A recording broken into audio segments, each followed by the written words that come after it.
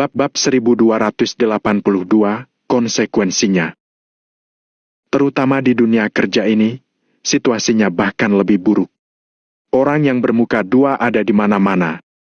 Semua hubungan akan kalah dengan hubungan yang dibangun dengan uang.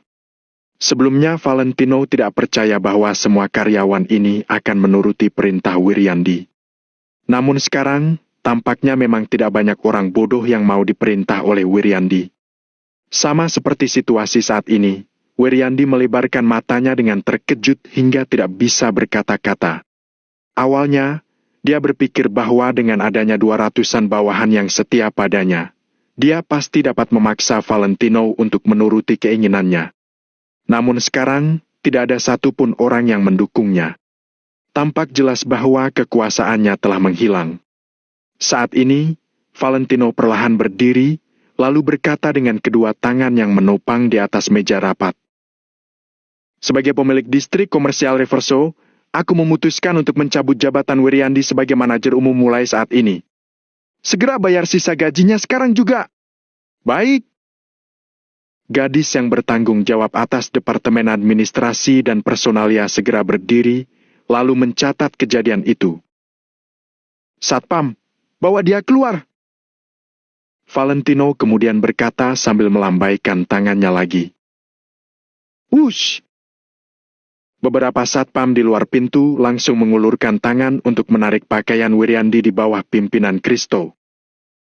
Ayo pergi, dasar brengsek! Kristo sudah kesal sejak lama, setelah akhirnya mendapatkan kesempatan, dia pun langsung mengangkat kakinya untuk menendang Wiryandi. Lepaskan aku! Lepaskan aku! Lanau, biar ku beritahu kamu, aku punya banyak bukti di distrik komersial Reverso ini. Aku akan menggugatmu. Semua yang terjadi di sini akan kamu tanggung. Kalau kamu berani menyentuhku, aku akan menggugatmu sekarang juga. Kita akan mati bersama. Wiryandi melepaskan diri dari cengkeraman kedua satpam itu, kemudian berlari ke hadapan Valentino dan berteriak padanya. Memangnya kamu pantas untuk mati bersamaku? Valentino tersenyum tipis, lalu mengulurkan tangan untuk mengeluarkan ponselnya dan menekan layar ponsel. Tak lama kemudian, Valentino meletakkan bagian pengeras suara ponsel ke atas mikrofon di depannya. Suara Wiryandi pun terdengar melalui mikrofon. Wah! Wiryandi melebarkan matanya dan menarik napas dingin ketika dia mendengar ucapannya sendiri di ponsel itu. Pada saat ini, ponsel sedang memutar sebuah rekaman suara.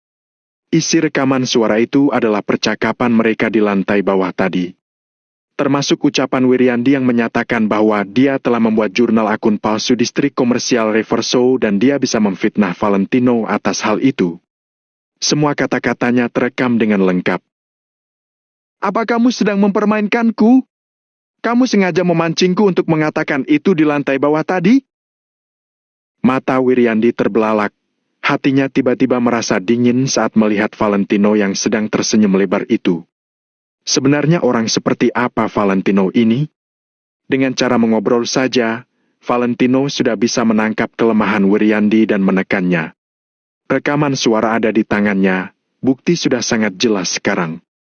Wiryandi ingin memfitnah Valentino, tapi sudah tidak punya kesempatan lagi. Menurutmu, kalau aku memutar rekaman suara ini di hadapan mereka, siapa yang akan mereka percayai? Pada saat itu, kamu tunggu dan lihat saja apakah aku bisa menghukummu sampai mati atas kesalahanmu karena telah membuat akun palsu dan menyebarkan rahasia perusahaan atau tidak. Nada bicara Valentino tiba-tiba menjadi sangat tegas, ekspresinya bahkan semakin serius dan sangat mengintimidasi. Wiryandi tercengang. Sekarang, dia tidak mungkin tidak mengakui kekalahannya lagi. Wiryandi sangat gelisah. Dia seolah-olah telah disambar petir. Bawa dia keluar, jangan merusak pemandangan. Valentino mendengus dingin. Pengkhianat seperti Wiryandi ini membuatnya merasa sangat jijik. Tadi aku mendengar seseorang bilang kalau dia begitu baik kepada para penyewa, seharusnya dia juga akan baik kepada kita, kan? Kamu benar. Mulai bulan depan, gaji seluruh karyawan akan mengalami peningkatan sebesar 30%. Pada akhir tahun, menurut hasil evaluasi dari kinerja kalian, karyawan terunggul akan dihadiahkan sebuah mobil Ferrari. Sekarang Valentino seperti sedang membual, segala janji langsung dia berikan sesuka hatinya. Namun, para karyawan itu malah tertegun setelah mendengar kata-katanya. Sesaat kemudian, mereka pun bersorak gembira. Gaji hanyalah salah satu bagian saja, masih ada mobil balap yang bernilai puluhan miliar itu. Jika orang lain yang mengatakan perkataan itu atau bahkan Wiryandi yang mengatakannya, mereka tidak akan percaya. Paling-paling, mereka hanya akan tersenyum saja. Namun, perkataan itu berasal dari mulut Valentino.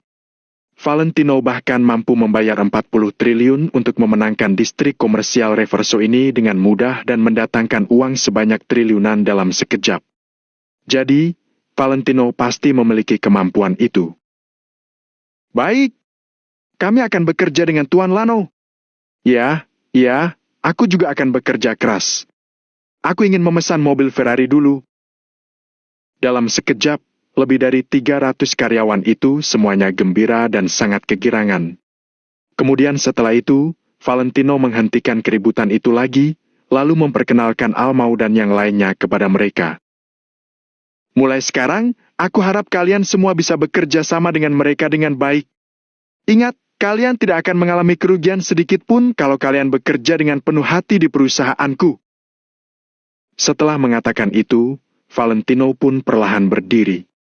300-an karyawan itu semuanya tentu saja bertepuk tangan dan bersorak gembira. Suara mereka sangat keras, seolah-olah akan merobohkan atap gedung. Setelah menangani semua hal itu, Valentino meninggalkan ruang rapat di lantai tertinggi. Begitu Almau dan yang lainnya mengikut di belakang Valentino, ratusan karyawan itu juga mengikuti mereka. Mereka telah menebak hal apa yang akan Valentino hadapi selanjutnya, jadi mereka ingin melihatnya sekaligus mengantar Valentino. Rombongan Valentino memasuki lift terlebih dahulu, sementara para karyawan itu mengantri di belakang. Ketika pintu lift perlahan tertutup, Valentino berkata dengan pelan, "Mulai sekarang, distrik komersial Reverso baru benar-benar dikuasai oleh kita." Valentino telah menstabilkan situasi dan mengusir Wiryandi si pengkhianat, jadi tidak akan ada lagi yang bisa menghalangi jalan Valentino di distrik komersial Reverso ini. Tuan Lano, aku tidak menyangka semuanya akan berjalan selancar ini, kata Diko dengan sedikit terharu. Dia merasa seolah-olah dia sedang bermimpi. Benar, ini memang sangat lancar. Almau dan yang lainnya juga mengangguk. Semua manusia itu sangat realistis. Bagaimana mungkin mereka bersedia untuk mengambil risiko sebesar itu dan menjadi kambing hitam hanya karena satu ucapan darinya? Wiryandi terlalu percaya diri, sama seperti Stefan. Sekarang, Wiryandi sudah menanggung konsekuensi atas perbuatannya yang terlalu percaya diri. Selanjutnya adalah giliran Stefan. Valentino perlahan mendongak dan menatap cahaya lampu di atas lift, lalu tersenyum. Ekspresinya membuat orang merasa bahwa semua hal telah di bawah kendalinya. Tuan Lano, apa yang akan kita lakukan selanjutnya? Almau mulai menanyakan hal serius. Sebagian besar dari karyawan itu bukan orang yang setia, jadi mereka tentu saja tidak boleh dibiarkan. Kalian pikirkan cara merekrut bawahan kita untuk mengambil alih pekerjaan, kemudian kita akan memikirkan langkah selanjutnya lagi. Para karyawan itu tentu saja juga bisa mengkhianati Valentino sama seperti mereka mengkhianati Wiryandi. Orang yang tidak berpihak padanya pasti tidak tulus. Mereka masih tidak bisa dipercaya. Setelah mengatakan itu, Valentino terdiam sejenak, kemudian lanjut berkata, "Tapi kalian harus mengamati mereka terlebih dahulu. Kalau mereka benar-benar adalah karyawan yang setia, maka kita tetap bisa mempekerjakan mereka. Orang yang memiliki maksud lain, semuanya harus dikeluarkan dari sini. Bab 1283, mengantar dari jauh. Almo dan yang lainnya buru-buru mengangguk. Mereka sudah mengerti bahwa inilah tugas mereka selama Valentino pergi untuk menerima penyelidikan. Berapa hari yang dibutuhkan untuk menyelesaikan semua ini? Maksudku tidak hanya untuk mengendalikan distrik komersial Reverso secara keseluruhan, tapi juga menggabungkan seluruh kekuatan kita dalam satu wadah untuk membentuk sebuah hubungan yang sempurna dan tidak bisa dipisahkan. Pintu lift terbuka dan Valentino bertanya sambil berjalan keluar dari lift. Almo menghitung di dalam hatinya, kemudian menjawab. Butuh sekitar 3-5 hari. Baik, itu sudah cukup. Sekarang kalian harus fokus pada hal ini. Setelah aku keluar dari sana, itulah saatnya kita untuk melawan keluarga Arden. Kali ini, aku pasti akan memberi keluarga Arden sebuah hadiah yang tak terlupakan seumur hidup. Cahaya dingin melintas di mata Valentino. Dia bagaikan seekor binatang buas yang mengerikan, membuat semua orang merinding. Ketika mereka tiba di depan pintu, dua pemuda berseragam telah menunggu Valentino di sana. Ada apa lagi? Seorang pemuda membuang putung rokok di tangannya, lalu menatap Valentino dengan kesal. Tidak ada apa-apa. Valentino melirik mereka, kemudian menjawab sambil menggeleng pelan. Kalau begitu, ayo kita pergi. Kedua pemuda itu langsung maju dan mengepung Valentino dari kanan dan kiri. Salah satu pemuda di antaranya ragu sejenak, tapi pada akhirnya, dia tetap tidak mengeluarkan borgol. Kalau Tuan Lano diperlakukan buruk selama di sana, kalian tunggu saja nanti. Kata Diko sambil melototi pemuda itu. Pemuda itu menatap Diko selama beberapa detik dan masih saja tidak berani mengatakan apa-apa. Meskipun keluarga Arine lemah, kedudukannya tetap jauh lebih tinggi daripada mereka. Kedua pemuda itu berdiri di sebelah kiri dan kanan Valentino, kemudian mereka berjalan ke arah jalan distrik komersial Reverso. Di belakangnya, ada rombongan Almau dan lebih dari 300 karyawan yang diam-diam mengikuti Valentino. Padahal saat ini, Valentino dibawa untuk diinterogasi sebagai tersangka, tapi dia malah terlihat seperti seorang prajurit yang hendak pergi untuk berperang. Ada begitu banyak orang yang berkumpul untuk mengantarkannya. Ekspresi Valentino masih tetap tenang. Dia mendongak untuk melihat langit, kemudian perlahan tersenyum dan melangkah ke ujung jalan. Saat ini, sudah ada banyak kendaraan yang diparkir di sana. Dalam waktu sesingkat ini, orang-orang dari berbagai departemen datang lagi untuk yang kedua kalinya. Semuanya sedang menunggu kedatangan Valentino. Apakah kepergiannya kali ini berbahaya atau tidak, masih tidak diketahui. Namun, Valentino tidak bisa menghindar ataupun berbalik lagi, dia terpaksa harus menghadapinya. Dia tidak punya pilihan lain selain itu. Jangan khawatir, Tuan Lano. Kami pasti akan segera menghubungi pihak mereka, Anda akan keluar dalam waktu kurang dari 24 jam. Kata Almo dengan pelan di belakang. Valentino mengangguk pelan tapi tidak berbicara. Namun, pemuda di sebelah kanannya malah mencibir dan tersenyum dingin. Teman-teman Valentino itu naif sekali. Jika hal ini hanya karena kejadian di distrik komersial Reverso, Valentino bahkan tidak perlu pergi ke sana. Bagaimanapun juga, masalah di sini telah diselesaikan dan tidak terjadi hal lain lagi. Tidak ada yang terluka dan bahkan tidak terjadi perkelahian. Jadi, masalah ini tidak memiliki konsekuensi. Namun, mungkinkah mereka tidak melakukan persiapan lengkap untuk menangkap Valentino? Selama Valentino ditangkap, maka satu-satunya hal yang menunggunya hanyalah kematian. Pada saat ini di jalan distrik komersial Reverso, Valentino dan kedua pemuda berjalan di baris paling depan, sementara 300-an orang lainnya mengikuti di belakang. Banyak pelanggan dan penyewa yang melihat adegan ini, terkejut pada awalnya. Setelah itu, mereka juga berjalan keluar dan ikut berjalan di belakang rombongan karyawan. Ada yang benar-benar ingin mengantar Valentino. Ada juga yang hanya ingin ikut serta dalam kehebohan saja. Namun, tidak peduli apapun tujuan mereka, pengikut di belakang Valentino telah semakin bertambah. Jumlahnya dengan cepat menembus 500 orang dan meningkat hingga hampir ribuan orang dalam sekejap. Semakin banyak orang yang mengikut di belakang, semakin agresif suasana yang disebabkan oleh Valentino yang berwajah datar itu.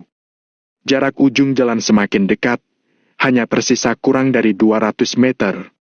Sedangkan jumlah pengikut saat ini telah mencapai lebih dari 2.000 orang. Para petugas yang awalnya sedang menunggu dengan tenang, tiba-tiba terkejut lalu segera turun dari mobil dan menunggu dengan waspada setelah melihat adegan itu.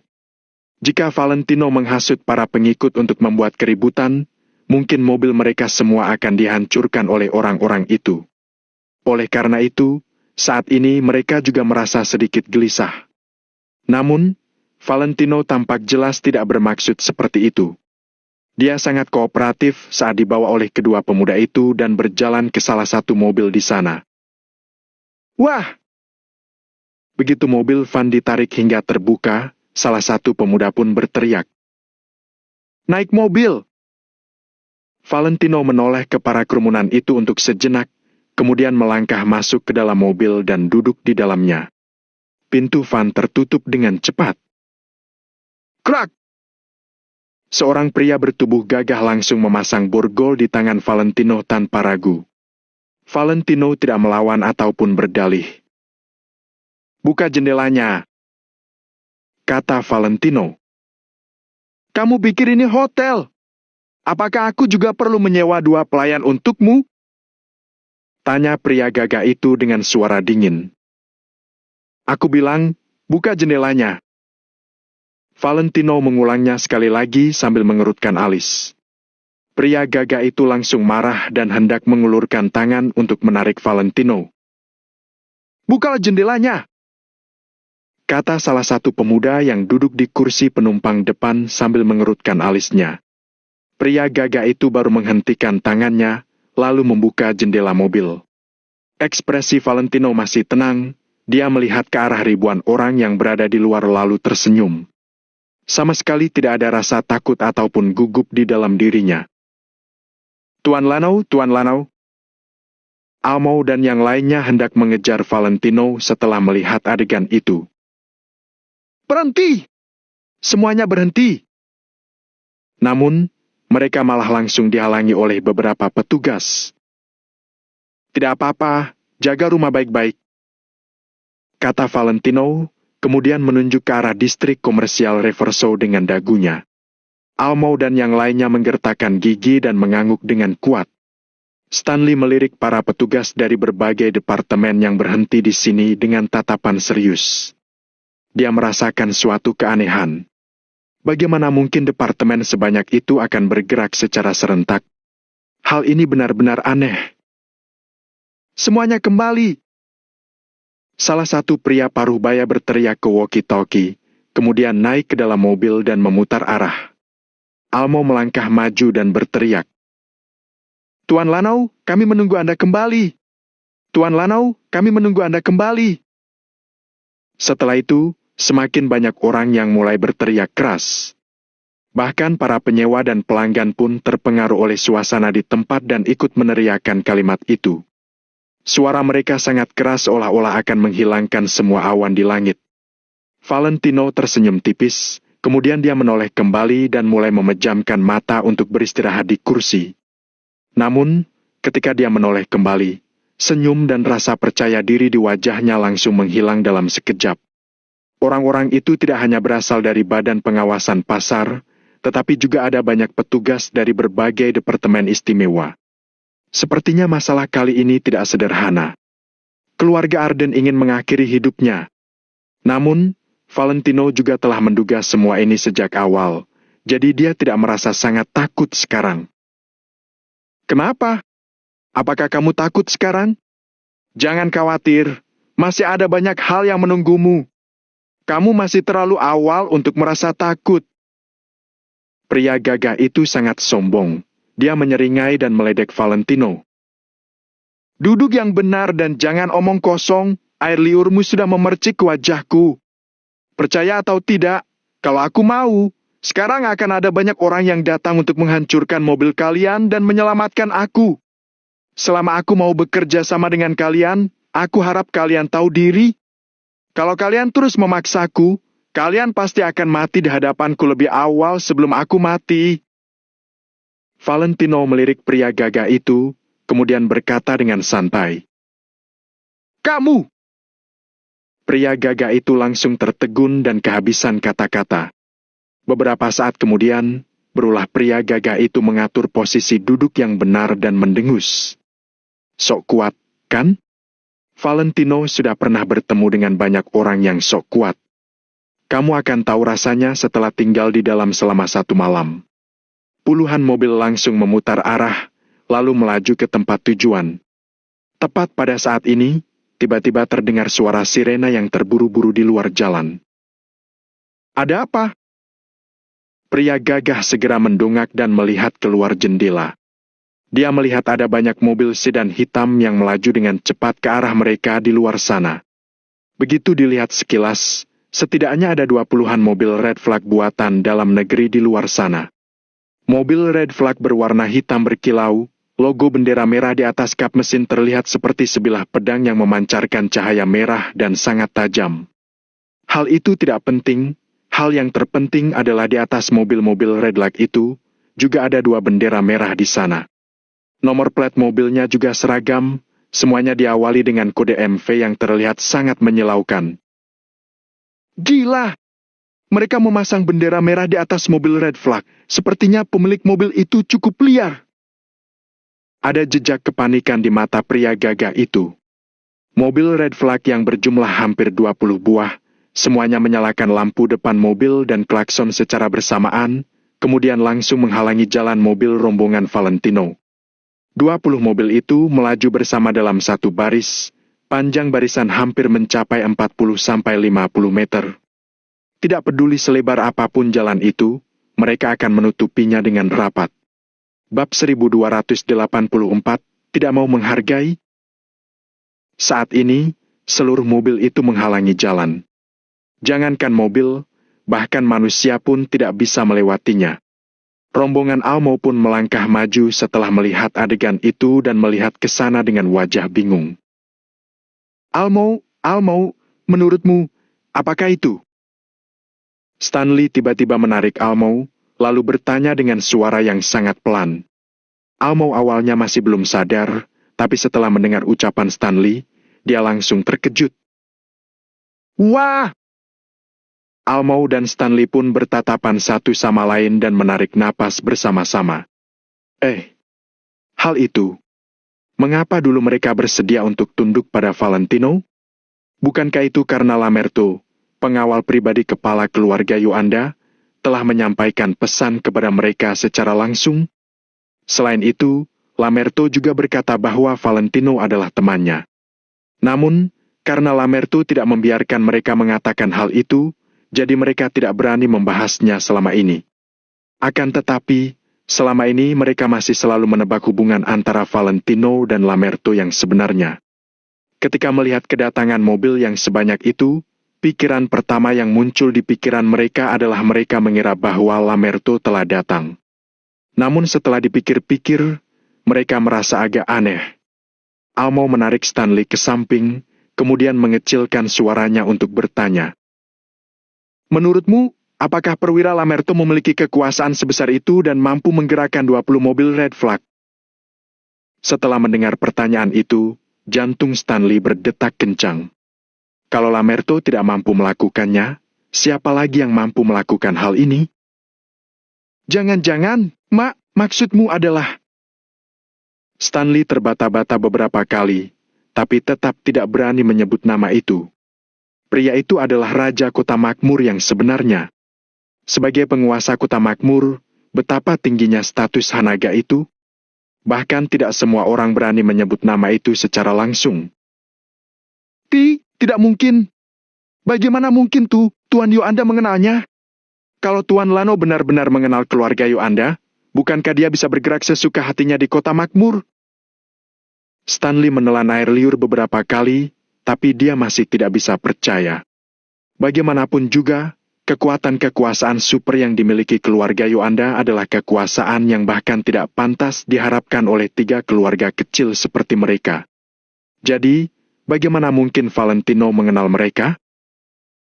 Aku tidak tahu, mari kita amati dulu saja.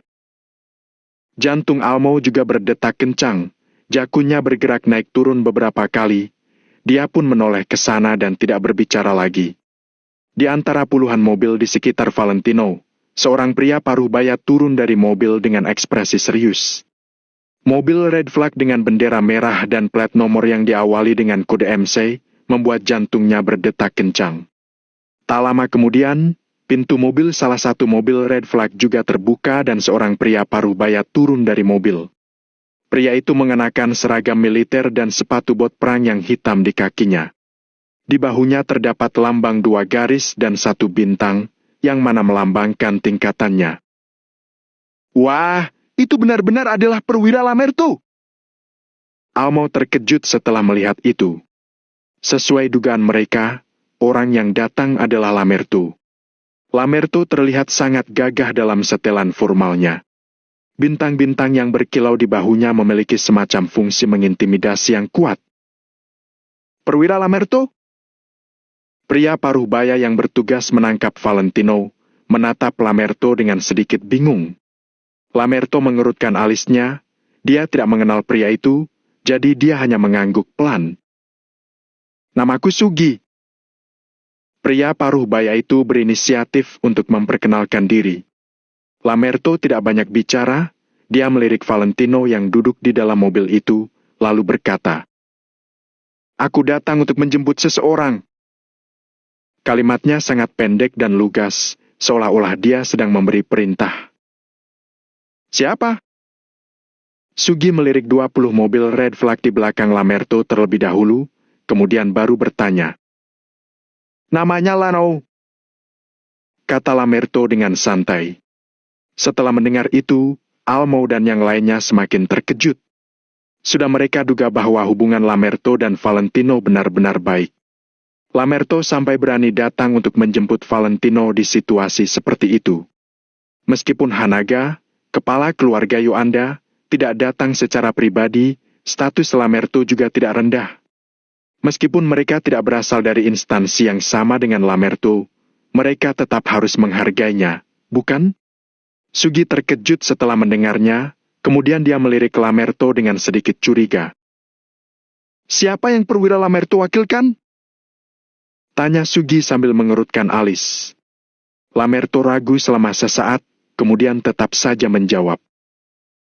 Aku mewakilkan diriku sendiri. Hanaga tidak ada di sini sekarang, bagaimana mungkin Lamerto berani berkata bahwa dia mewakili keluarga Hanaga saat menjalankan misi di luar? Hal yang terpenting adalah, Lamerto masih tidak menemukan alasan yang tepat untuk menjemput orang. Hal ini sama seperti tentara militer yang berperang di zaman kuno, mereka harus memiliki tujuan yang tepat untuk berperang. Namun, Lamerto tidak memiliki tujuan yang tepat sekarang. Dia tidak mungkin akan mengatakan secara langsung bahwa Valentino adalah menantu Hanaga, kan? Kalau begitu, tidak akan ada yang bisa menanggung konsekuensi dan pengaruh yang akan ditimbulkan. Kalau begitu, kamu tidak boleh menjemputnya. Jawab Sugi dengan tenang. Jika Lamerto sendiri yang ingin menjemput Lanao, Sugi tentu saja tidak akan mengalah padanya. Setelah mendengar itu, Lamerto merasa kewalahan. Dia sudah tahu bahwa tidak ada gunanya jika dia datang kemari sendirian. Namun, Hanaga telah dipanggil oleh Tuan Besar Yoanda dan masih belum keluar sampai saat ini. Jadi Lamerto terpaksa memaksakan diri untuk kemari. Kalau tidak begitu, masalah kemungkinan akan segera diputuskan begitu Valentino ditangkap. Pada saat itu, mereka akan semakin sulit untuk menyelamatkan Valentino. Ada masalah mendesak yang memerlukan bantuan Lanao untuk menyelesaikan penyelidikan. Kami lebih terburu-buru. Jadi, setelah kami selesai menyelidikinya, aku akan mengantarnya kembali untukmu. Nada bicara Lamerto sangat tenang, kemudian dia mengecilkan suaranya dan berkata, ini juga perintah dari Jenderal Hanaga. Mendengar itu, Sugi sama sekali tidak menghargai Lamerto dan sengaja bertanya dengan keras. Benarkah? Kenapa kamu tidak mengatakannya dengan lebih keras? Lamerto tertegun, dia tidak menyangka bahwa sikap Sugi akan begitu keras kepala. Tidak ada gunanya kalau kamu diam-diam mengatakannya. Sugi menatap Lamerto dengan tatapan dalam, kemudian berbalik dan hendak masuk ke dalam mobil. Setelah berjalan 2 langkah, dia berbalik lagi dan berkata, "Pindahkan mobilmu. Apakah kamu kan menghargaiku?" Lamerto menggertakkan giginya, kemudian melangkah maju dan mengulurkan tangan untuk menyeka lambang bintang di bahunya. Meskipun dia tidak suka menggunakan identitas untuk menekan orang lain, dia terpaksa harus melakukan hal itu sekarang. Namun, Sugi malah tertawa setelah melihat itu. "Dulu ketika aku di sana, aku juga memiliki gelar. Kebetulan aku memiliki 1 bintang lebih banyak darimu. Menurut aturan, kamu seharusnya memberi hormat kepadaku saat bertemu denganku. Selain itu, apa kamu tidak merasa kalau kamu terlalu ikut campur?" Sugi mengulurkan tangan untuk menepuk bahu Lamerto, lalu berbalik dan naik ke dalam mobil. Jika Hanaga datang, Sugi pasti tidak berani berkata apa-apa, tapi dia tidak peduli dengan Lamerto. Lamerto tertegun di tempat, pikirannya berdengung keras. 2 bintang? Bukankah itu? Sepertinya dia benar-benar tidak bisa menghentikan hal ini. Valentino yang berada di dalam mobil telah menyaksikan seluruh kejadian itu. Dia merasa bingung dan juga terharu pada saat yang sama. Dia juga sudah menebak-nebak di dalam hatinya. Namun, pikirannya sangat kacau sekarang, jadi dia juga tidak bisa menemukan jawaban yang tepat sekarang. Tit! Tit! Sugi mengulurkan tangannya untuk menekan klakson sebanyak 2 kali. Bab 1285, masalah menjadi serius. Lamerto merenung sejenak, kemudian melambaikan tangannya dan berkata, "Minggirlah." 20 mobil red flag itu segera menyingkir ke tepi jalan. Kemudian, mobil yang Valentino tumpangi pun melaju pergi. Melihat lampu belakang mobil yang perlahan menghilang, Lamerto menggertakkan gignya dan merasa sangat kesal di dalam hatinya. "Perwira Lamerto!" Almo, Stanley, Diko dan yang lainnya buru-buru menghampirinya. Setelah melirik mereka, mulut Lamerto bergerak, tapi dia tetap tidak mengatakan apa-apa. Dia berbalik untuk menaiki mobil dan langsung pergi dengan cepat. 3 keluarga besar tidak boleh mencampuri masalah ini. Keseriusan masalah ini telah melebihi dugaannya. Bahkan tokoh besar seperti Sugi pun telah muncul. Apa sebenarnya yang ingin keluarga Arden lakukan? Apakah mereka benar-benar ingin memaksa Hanaga untuk memusnahkan keluarga Arden? Namun, hal itu juga tidak mudah. Lamerto kembali menuju keluarga Yoanda dengan perasaan yang berat. Sedangkan rombongan Almau, meskipun mereka cemas, mereka masih harus menyelesaikan tugas di distrik komersial terlebih dahulu. Sekarang, pikiran Valentino kacau. Di satu sisi, Valentino mengkhawatirkan situasi yang akan dia hadapi selanjutnya, tapi di sisi lainnya, dia juga bingung dengan kedatangan Lamerto hari ini. Dia tahu betul bahwa dia sebenarnya tidak banyak berhubungan dengan Lamerto. Mereka hanya pernah bertemu 2 kali selama ini. Pertama kali di perjamuan ulang tahun Tuan Besar Winsley dan kali kedua adalah pertemuan pribadi mereka. Setelah itu, ketika Valentino menelpon Lamerto, dia malah dimarahi oleh pria itu. Namun, kenapa Lamerto datang untuk menghentikan mereka hari ini? Lamerto berkata bahwa ada hal mendesak yang membutuhkan bantuan Valentino untuk menyelesaikan penyelidikan. Hal apa itu? Valentino merasa bahwa Lamerto datang untuk menyelamatkannya, tapi dia tidak mengerti apa alasan Lamerto melakukan itu. Sementara mengenai keluarga Yoanda Kota Makmur, Valentino lebih tidak mungkin memikirkannya. Hal semacam itu sangat tidak realistis. "Kita sudah tiba, ayo turunlah." Mobil tiba-tiba berhenti dan kalimat pria gagah di sebelah pun memecahkan renungan Valentino. "Biur!" Sebelum mobil benar-benar berhenti, pintu ditarik terbuka, kemudian pria gagah itu langsung mendorong Valentino ke bawah. "Nikmatilah malammu hari ini." Valentino didorong ke tanah, tapi dia masih kebingungan. Bunyi klakson mobil berbunyi, lalu melaju pergi dari sana. Mereka meninggalkan Valentino di sini. "Ada apa ini?" Valentino berada di sebuah kawasan yang sepi saat ini. Hari sudah sore, lampu di sekitar tampak gelap. Awalnya Valentino berpikir bahwa dia akan dibawa ke pihak yang bersangkutan untuk diinterogasi, tapi sekarang sepertinya perkembangan masalah ini semakin membingungkan. Valentino berjalan di tepi jalan dengan tangan diborgol sambil merenung dalam diam. Stefan, apalagi yang ingin kamu lakukan? Valentino tidak percaya kalau Stefan akan membuangnya. Brum! Tiba-tiba terdengar suara deru mesin dari kejauhan. Mata Valentino menyipit, dia refleks ingin berbalik dan pergi. Cit! Kendaraan itu tiba-tiba mengerem dan berhenti di depan Valentino, menghalangi jalan Valentino. Tak lama kemudian, sebuah mobil juga muncul di belakang Valentino dan langsung memblokir jalan mundurnya. Halo, bocah! Jendela mobil diturunkan, sopir mobil itu bergigi kuning dan tersenyum jahat kepada Valentino. Kalian utusan Stefan, kan?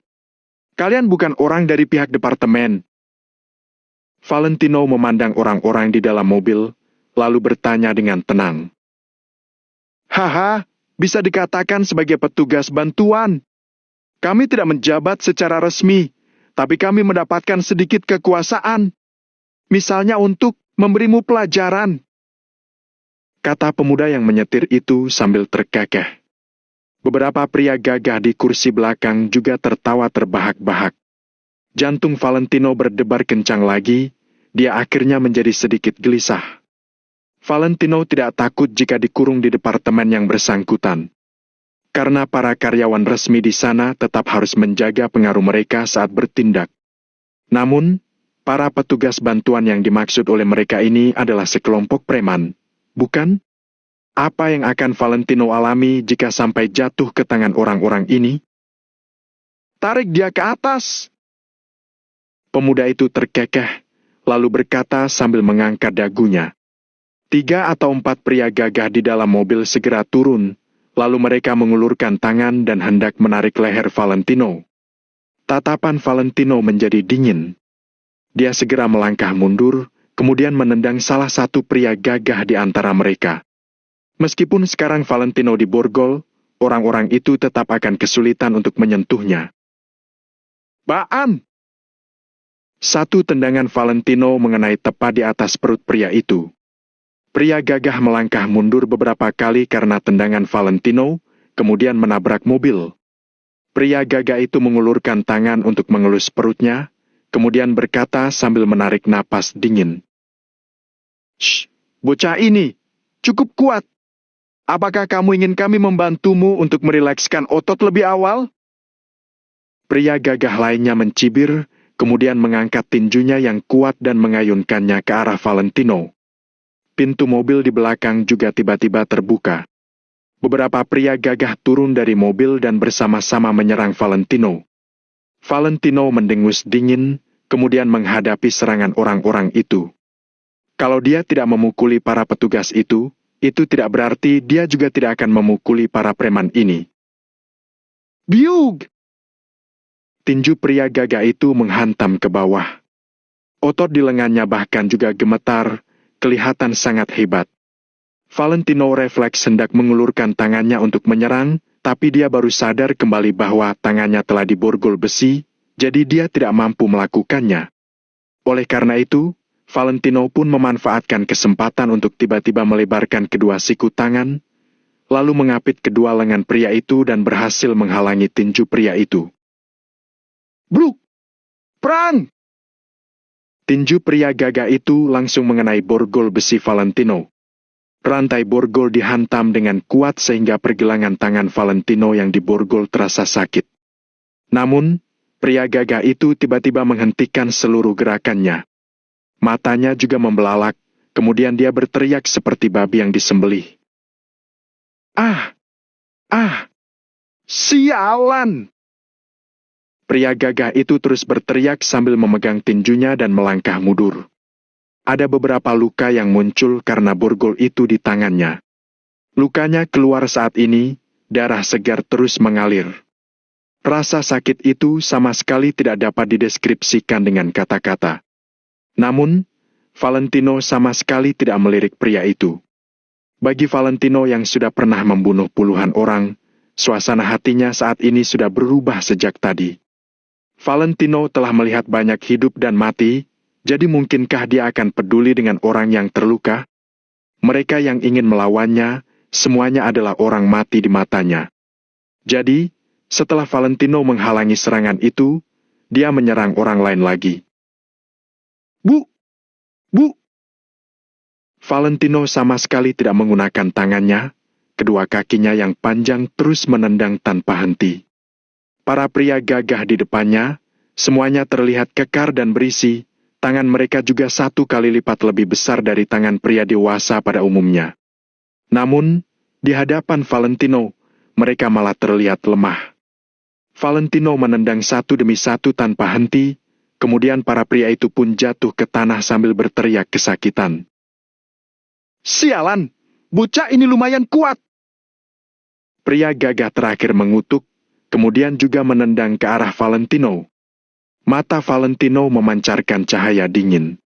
Dia memiringkan tubuhnya untuk menghindari serangan, kemudian tiba-tiba mengangkat kedua lengannya. Biur! Rantai dari borgol mengeluarkan suara yang keras. Dalam waktu singkat, Valentino langsung melompati kepala pria gagah itu dengan cepat, kemudian mencekik lehernya. Bab 1286, Masa Lalu. Kalau kamu bergerak lagi, aku akan membunuhnya. Ucap Valentino dengan dingin sambil melihat ke sekeliling dengan matanya yang tajam seperti binatang buas. Pria kekar yang lehernya dicekik itu tiba-tiba berdebar, dia merasakan dinginnya rantai borgol yang mencekik lehernya. Dia ketakutan sehingga tidak berani bernapas. Kakak, selamatkan aku. Pria kekar itu menatap pemuda di mobil terdepan dengan panik.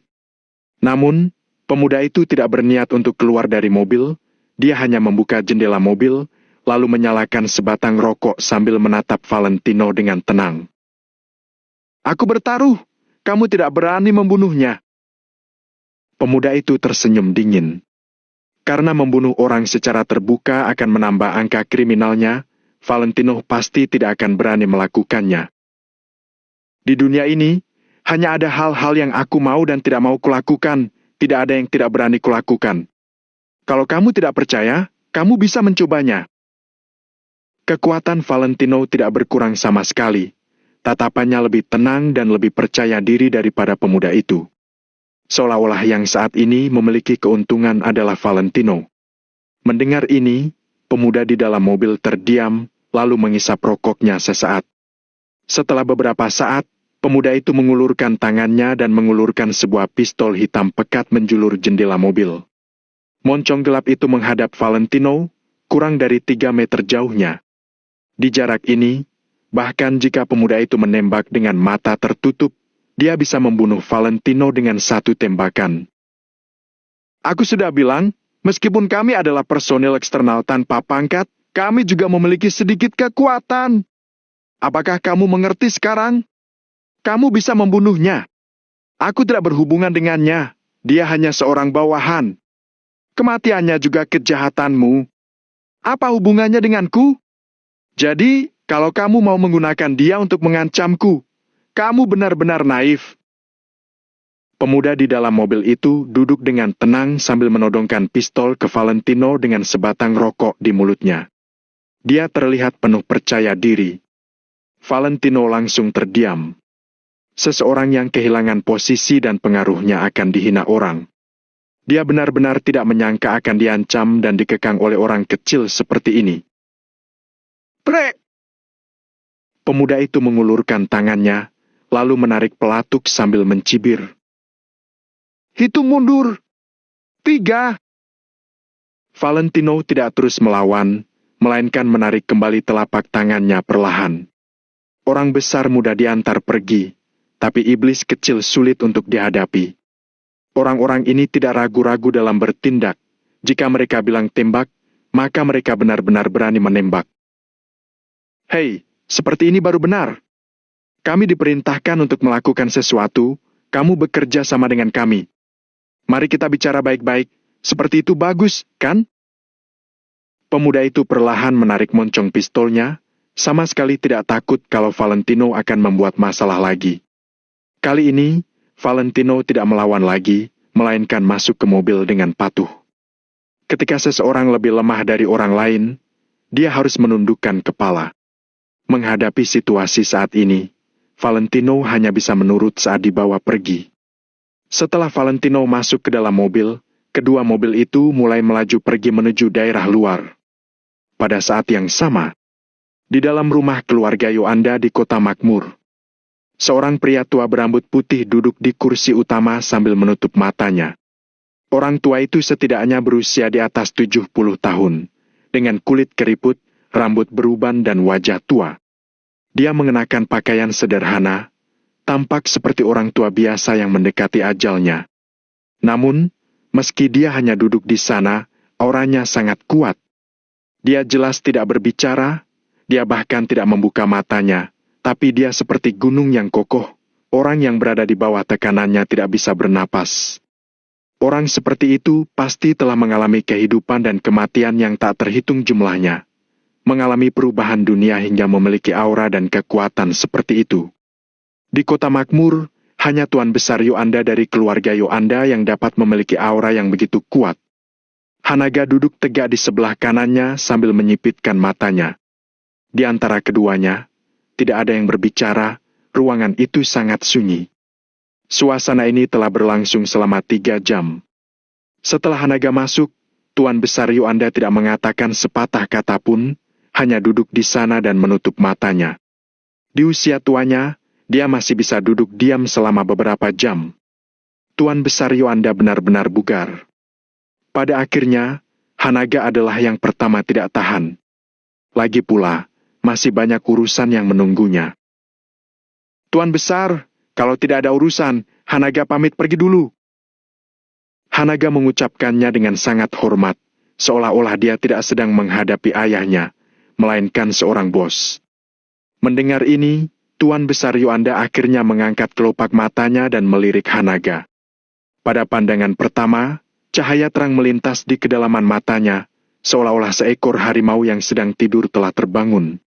Aura menyebar sedikit demi sedikit. Tuan Besar Yoanda, yang membuka matanya, tidak terlihat tua sedikit pun, sebaliknya dia penuh energi dan tampak penuh semangat. Kamu tidak boleh pergi. Tuan Besar Yoanda berbicara dengan nada tenang, tapi ucapannya mengandung keagungan yang tak bisa ditolak. Hanaga sedikit mengernyit, tapi tidak langsung melawan.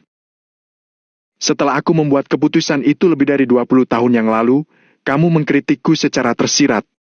Kita bertemu satu sama lain dari waktu ke waktu selama bertahun-tahun, tapi ini pertama kalinya aku duduk di sini begitu lama, kan? Tiba-tiba, Tuan Besar Yoanda bertanya lagi. Hanaga tidak menjawab, dia masih duduk tegak. Seseorang tidak akan tahu seberapa lelahnya duduk di satu posisi jika dia tidak duduk di sana. Sebagai kepala keluarga Yoanda sekarang, kamu juga harus mengerti bahwa ada banyak hal yang tidak ingin kamu lakukan, tapi harus kamu lakukan. Kamu, Tuan Besar, masalah itu sudah lama sekali, jangan menyebutkannya lagi. Hanaga sudah lupa. Hanaga mengernyit lagi, lalu menyela dengan lembut. Lupa? Bagus kalau kamu sudah lupa. Tuan Besar Yoanda mengangguk sedikit, lalu berkata dengan santai. Siapa Lano? Hanaga mengerang dalam hatinya ketika mendengarnya. Meskipun Tuan Besar ini tidak keluar dari rumah, dia tetap tahu banyak hal dengan jelas. Aku tidak tahu, aku juga belum pernah bertemu dengannya sebelumnya. Aku dengar Lamerto menyebutkannya. Jawab Hanaga dengan ekspresi yang sama. Kamu sepertinya membantunya? Tuan Besar Yoanda masih santai, seolah-olah dia sedang mengobrol tentang hal-hal biasa. Hanaga mengangguk dan mengakuinya. Ya, pemuda ini tidak buruk, aku optimis tentang dia.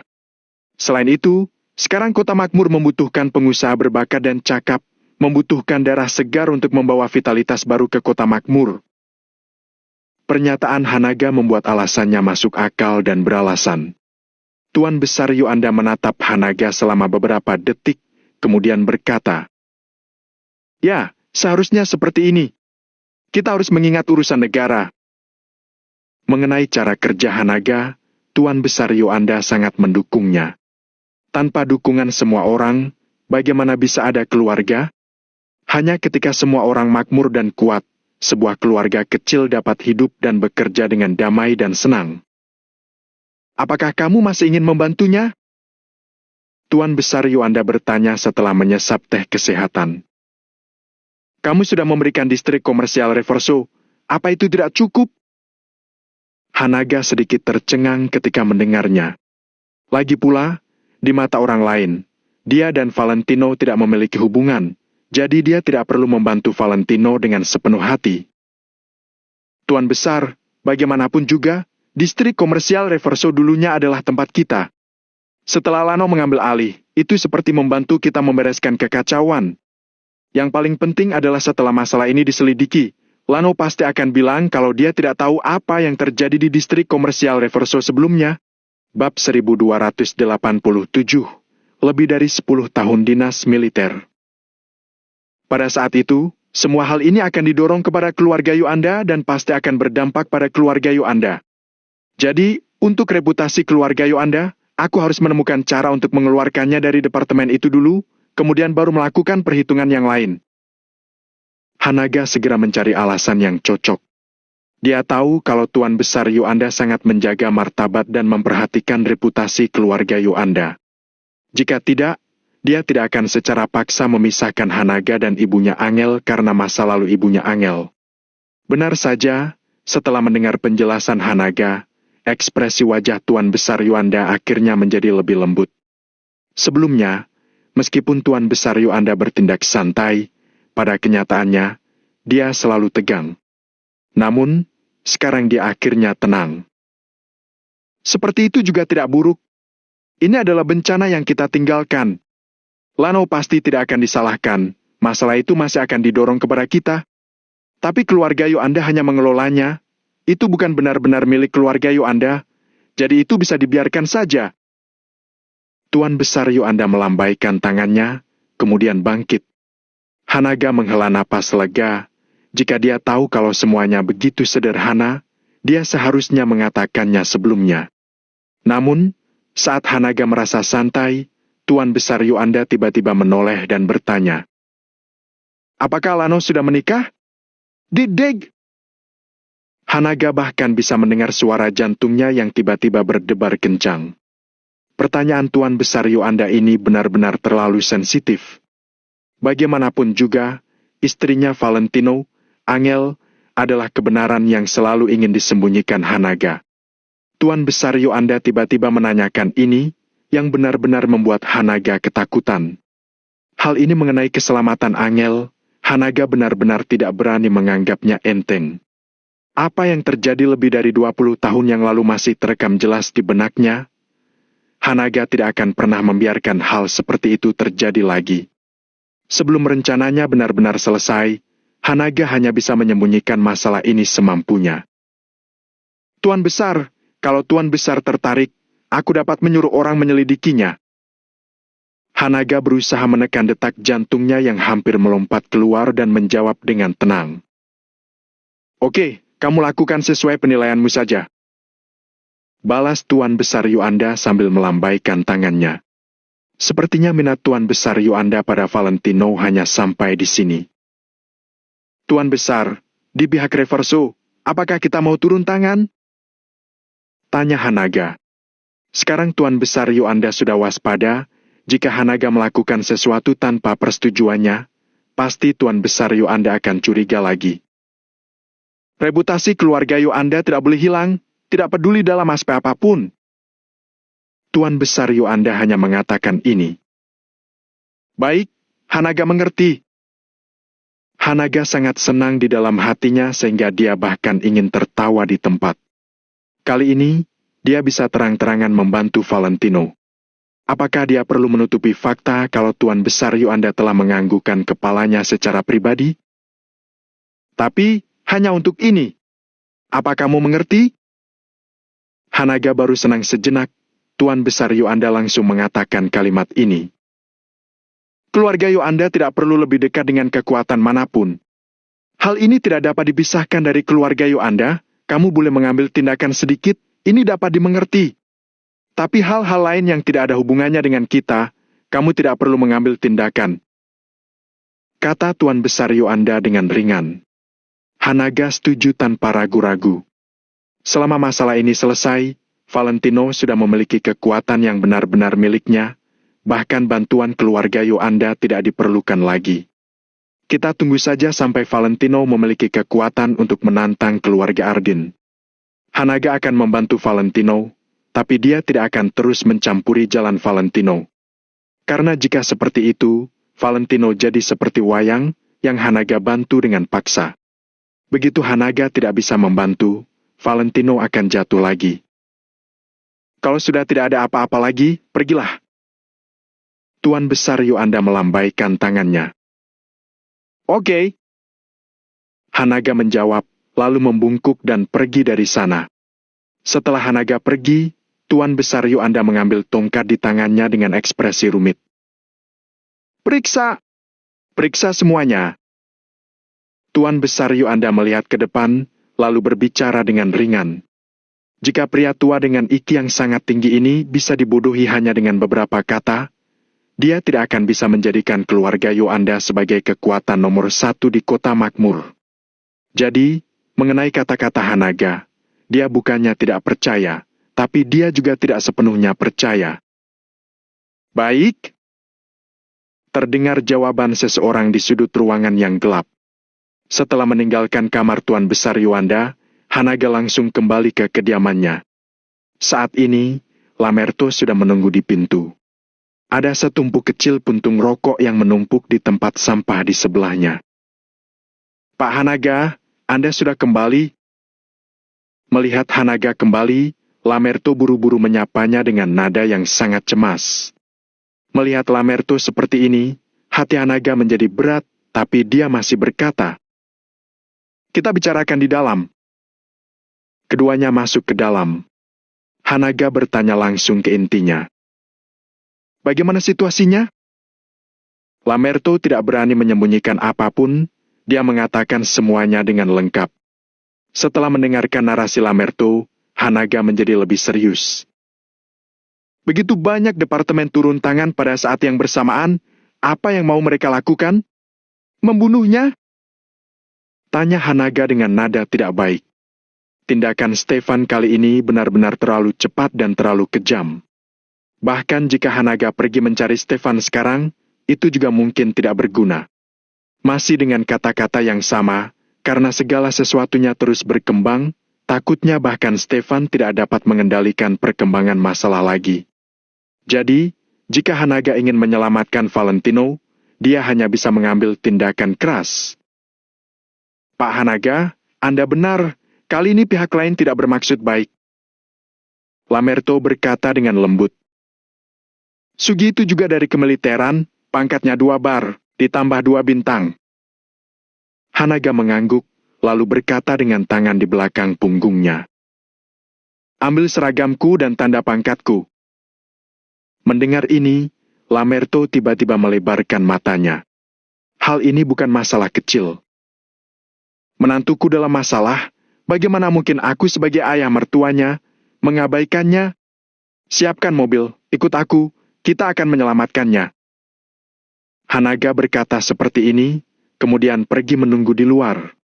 Lamerto mengambil 2 langkah untuk mengejar Hanaga sambil bertanya. Ini, Pak Hanaga, kita menggunakan alasan apa untuk memintanya? Orang hidup, cara juga hidup. Kita bicarakan ini di jalan. Hanaga menjawab tanpa melihat ke belakang. Tuan Besar Yoanda telah mengatakan bahwa reputasi keluarga Yoanda tidak boleh rusak. Adapun bagaimana agar tidak rusak, Hanaga hanya perlu mencari alasan yang cukup saja. Lamerto tidak ragu-ragu lagi dan buru-buru mengikuti perintah Hanaga. Dalam hati, Lamerto merasa sangat emosional. Hanaga telah berdinas di militer selama lebih dari 10 tahun dan membuat prestasi yang luar biasa. Hanaga sebagai kepala keluarga Yoanda di kota makmur saat ini, melindungi satu daerah dan berada di puncak tertinggi. Dengan identitas Hanaga, jika dia mengenakan seragam perang lagi dan menambahkan tanda pangkat di tubuhnya, Kehormatan seperti apa itu? Takutnya, semua orang harus menyingkir padanya. Bab 1288, meminta orang. Semua ini untuk Valentino. Pada saat ini, suasana hati Stefan sangat baik.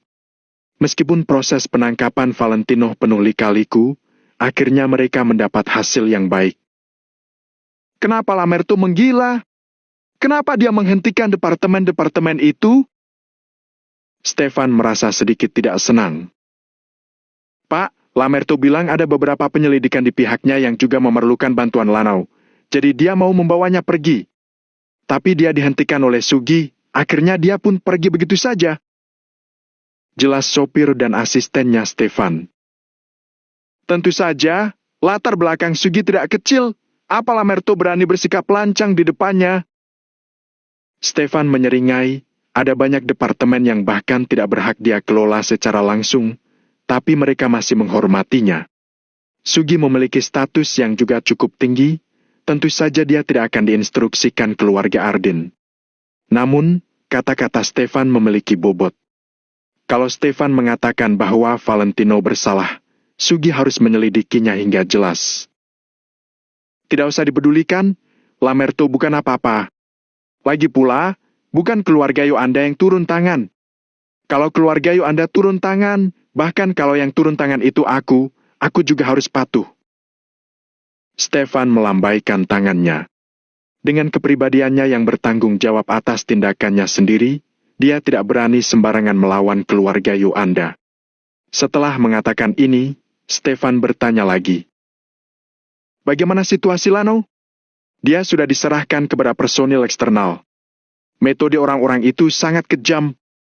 Valentino pasti akan mengatakan sesuatu. Bahkan jika dia tidak melakukannya, dia juga harus mengakui kesalahannya dengan patuh. Kata asisten itu dengan sangat percaya diri. Karena Stefan telah mengatur agar orang-orang itu turun tangan, mereka pasti akan menggunakan beberapa cara yang tidak biasa. Justru karena pengaruh metode itu sangat buruk, jadi alih-alih menyuruh staf melakukannya, Stefan menyuruh orang-orang itu yang melakukannya. Pada saat itu, bahkan jika ada masalah, orang-orang itulah yang akan disalahkan. Setelah itu, Stefan menelpon Sugi secara pribadi. Pak Sugi, sekarang aku memiliki cukup bukti untuk membuktikan bahwa Lano yang melakukan hal-hal itu. Sekarang sedang dalam tahap penyelidikan dan verifikasi, jangan khawatir, akan segera ada jawaban. Kata Stefan dengan percaya diri. Mendengar ini, Sugi terdiam, lalu berkata, Pak Stefan, kami tidak bisa menolak orang yang Anda inginkan.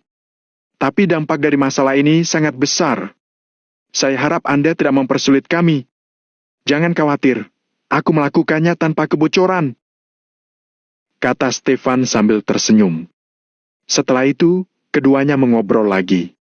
Stefan kembali ke kediamannya dalam suasana hati yang baik. Stefan tidur sepanjang malam.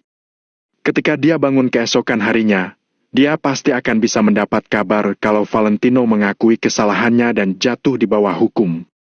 Stefan mengulurkan tangannya, lalu mengetuk pintu Amelia dan berkata sambil menyeringai. Dia sudah aku tangkap. Aku tidak peduli apa yang kamu pikirkan sekarang, sudah saatnya untuk berhenti. Amelia yang berada di ruangan tidak menjawab sepatah kata pun. Kali ini, dia tidak akan selamat. Apa kamu mengerti? Tanya Stefan sekali lagi sebelum berbalik dan pergi. Sementara Sugi, yang telah menyelesaikan panggilan dengan Stefan, memandang langit malam di luar jendela, dia juga bersiap untuk berkemas dan pulang kerja. Dia menerima laporan pribadi dari Stefan yang mengatakan bahwa Valentino ada hubungannya dengan sejumlah kasus besar. Bagaimanapun juga, status Stefan cukup tinggi, jadi mereka harus memverifikasi penyelidikan secara pribadi. Apalagi kasus-kasus yang belum terpecahkan itu menumpuk di sana, itu memang berdampak besar pada mereka. Namun, Sugi awalnya berencana untuk membawa Valentino ke sini untuk penyelidikan dan interogasi, tapi Stefan bilang dia akan membiarkan departemen lain mengambil alih interogasi terlebih dahulu. Sugi harus menghormati Stefan, jadi dia hanya bisa menyetujui permintaan Stefan. Sugi baru saja bangkit, ketika asisten tiba-tiba mendorong pintu dan masuk, lalu berkata dengan panik. Perwira Sugi, ada banyak mobil di luar. Kenapa panik? Apakah orang yang menjalankan misi sudah kembali? Sugi sedikit mengernyit.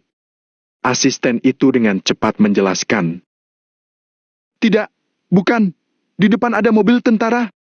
Apa? Sugi tercengang ketika mendengarnya. Dia segera meninggalkan pekerjaannya dan buru-buru berjalan keluar.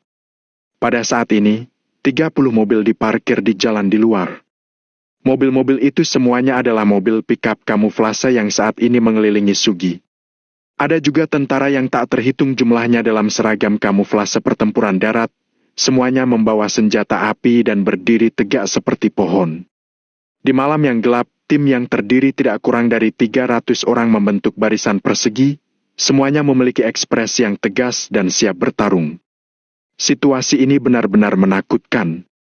Orang-orang di tim tentara memiliki aura kuat, ditambah kamuflase yang melambangkan banyak hal, membuat tim yang terdiri dari 300 orang itu terlihat semakin kuat. Setelah Sugi keluar dan melihat pemandangan ini, matanya langsung melebar. Pasukan dan sistem kelembagaan selalu tidak berhubungan satu sama lain dan jarang terjadi pertemuan. Sekarang tiba-tiba ada begitu banyak orang ke sini. Apa yang mereka lakukan?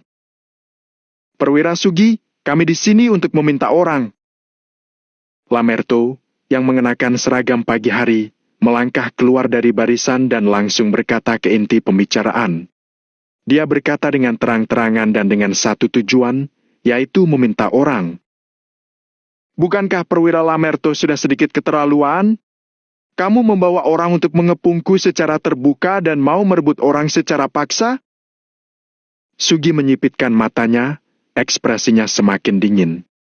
Namun, saat ini Lamerto penuh percaya diri. Dengan Hanaga sebagai dukungannya, jika dia masih takut pada Sugi, maka Lamerto sudah dapat menyerahkan tanda pangkatnya. Perwira Sugi, distrik komersial Reverso awalnya adalah industri milik keluarga Yuanda. Kalau ada masalah di tangan Lano, itu harus langsung diurus oleh keluarga Yuanda. Apa maksudmu dengan mencampuri masalah ini dan membawanya pergi? Tanya Lamerto dengan nada datar sesuai dengan penjelasan Hanaga. Pasti ada alasan untuk ini. Mendengar bahwa itu adalah keluarga Yuanda, Sugi akhirnya menahan diri. Bahkan jika orang keluarga Yuanda tidak datang secara langsung, nama seperti itu juga memiliki efek jera yang sangat kuat. Selain itu, aku pergi menjemput orang atas nama keluarga Yuanda sore ini. Kamu malah menolak tanpa kompromi. Keluarga Yuanda sudah tidak senang.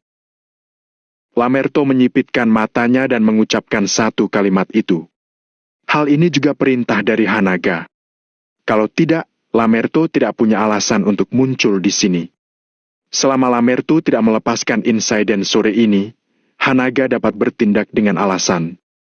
Tuan Besar Yuanda paling memperhatikan martabat dan reputasinya. Namun, ketika Lamerto menjemput orang atas nama keluarga Yuanda, Sugi malah menghentikannya. Apa itu namanya? Bukankah itu namanya menampar wajah keluarga Yuanda? Jadi, sekarang orang keluarga Yuanda telah muncul secara pribadi, ini termasuk masuk akal, kan? Tidak ada yang bisa menyalahkannya. Perwira Lamerto, aku menasihatimu. Jangan ikut campur dalam masalah ini. Ekspresi Sugi sedikit muram. Kalau begitu aku beritahu kamu, bukan hanya aku yang ikut campur dalam masalah ini, Jenderal Hanaga juga. Setelah mengatakan itu, Lamerto terdiam sebentar, lalu mendengus dan berkata, Kali ini suaraku sangat keras, tidak perlu kamu ingatkan lagi, kan? Ketika Sugi mendengar kata-kata itu, dia langsung terkejut. Orang keluarga Yuanda benar-benar mau campur tangan dalam masalah ini? Bab 1289, seberapa bermartabatnya itu? Awalnya Sugi pikir Lamerto hanya bersahabat secara pribadi dengan Valentino, makanya Lamerto mau menyelamatkan Valentino. Namun, sekarang Lamerto berkata secara terang-terangan bahwa keluarga Yuanda akan ikut campur dalam masalah ini. Sugi pun jadi ragu-ragu. Pak Sugi, sekarang juga aku minta kamu serahkan Lano.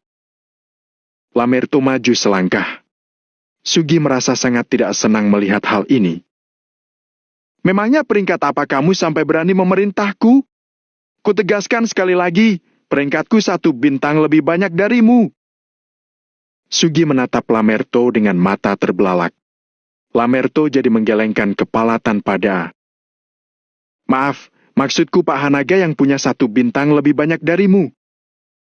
Setelah mengatakan itu, Lamerto memiringkan tubuhnya dan menatap sebuah mobil.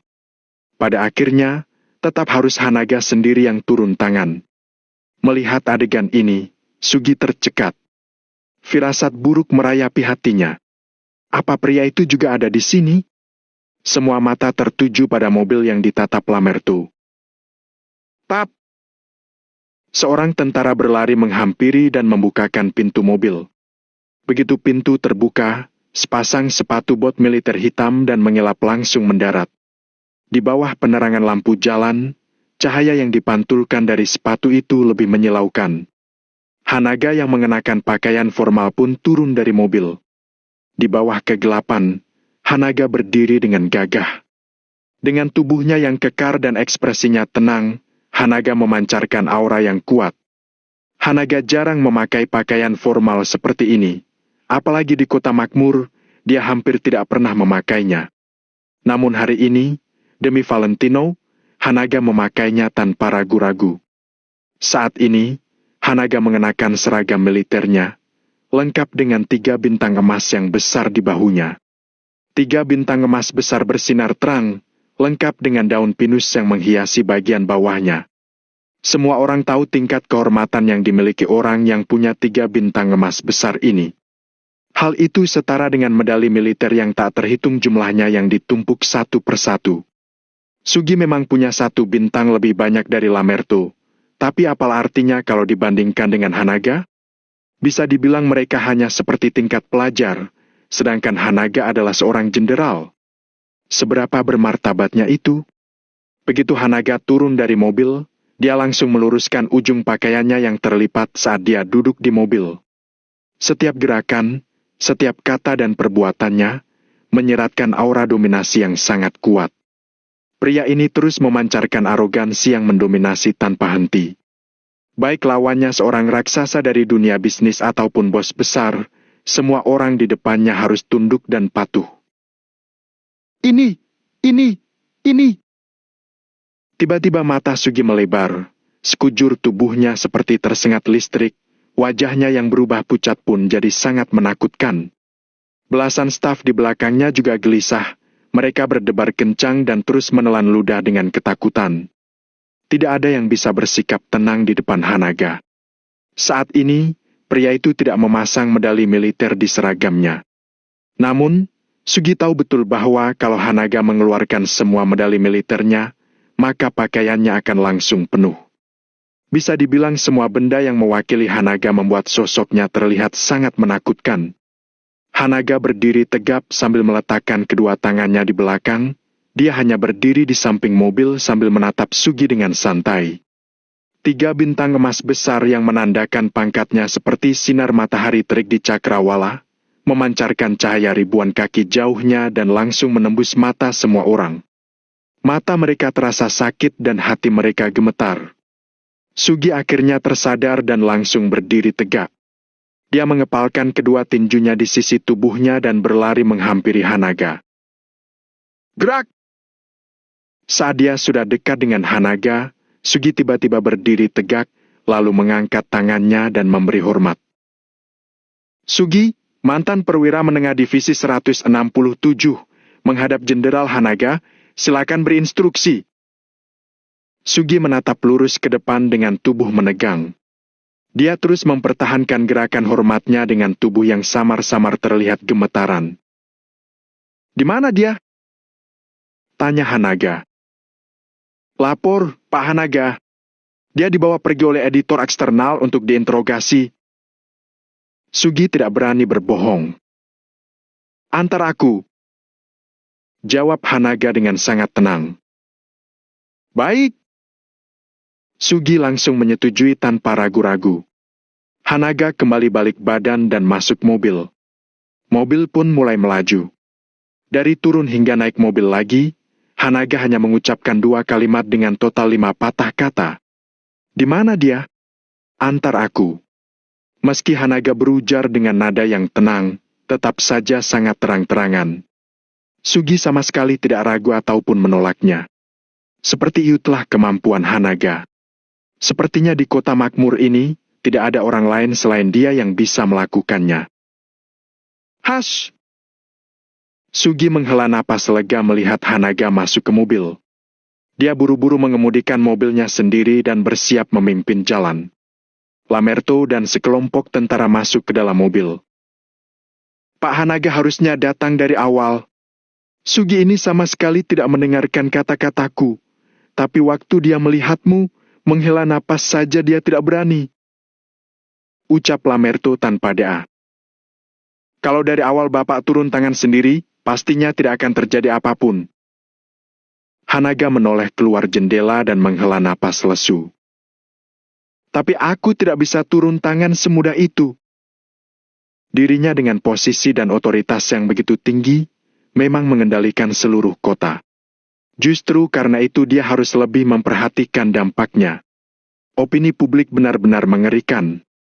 Selain itu, yang terpenting adalah karena hal ini menyangkut Valentino, jadi juga pasti akan melibatkan Angel. Oleh sebab itu, sulit bagi Hanaga untuk melakukan hal-hal sesuka hati supaya tidak mengungkap rahasia untuk sementara ini. Aku mengerti, Pak Hanaga. Lamerto mengangguk pelan.